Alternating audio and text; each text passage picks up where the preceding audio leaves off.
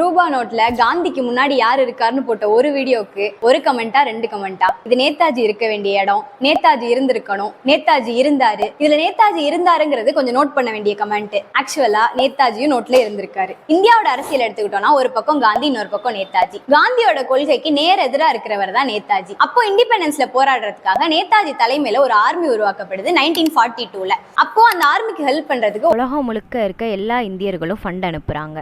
அந்த ஃபண்ட் எல்லாத்தையும் மெயின்டைன் பண்றதுக்கு ஒரு அமைப்பு தேவைப்படுது. அதுக்காக அப்போ பர்மா, இப்போ மியான்மர்னு சொல்றோம்ல, அங்க பேங்க் ஆஃப் இண்டிபெண்டன்ஸ்னு ஒரு பேங்க் உருவாக்குறாங்க. அந்த பேங்க் ஸ்டார்ட் பண்ணதுக்கு அப்புறம் மக்கள் கொடுக்குற பணம் மட்டும் இல்லாம அந்த பேங்க்லயே நோட்டை பிரிண்ட் பண்ண ஆரம்பிக்கிறாங்க. அதுல இப்போ இருக்கிற மாதிரி 100 ரூபா, 500 ரூபா, 1000 ரூபா அந்த மாதிரி நோட்லாம் பிரிண்ட் பண்றாங்க. அதுல முக்கியமா சொல்ல வேண்டியது என்ன, 1 லட்சம் ரூபா நோட்டை அதுல பிரிண்ட் பண்றாங்க. அந்த நோட் எப்படி இருக்குன்னா, ஒரு பக்கம் நேதாஜி, இன்னொரு பக்கம் பாகிஸ்தான், பங்களாதேஷ்லாம் சேர்ந்த பிரிக்கப்படாத இந்தியா இருக்கு. இது ரெண்டு மட்டும் இல்ல, நேதாஜின்னு சொன்னாலே உங்களுக்கு ஞாபகம் வர்றது என்னது?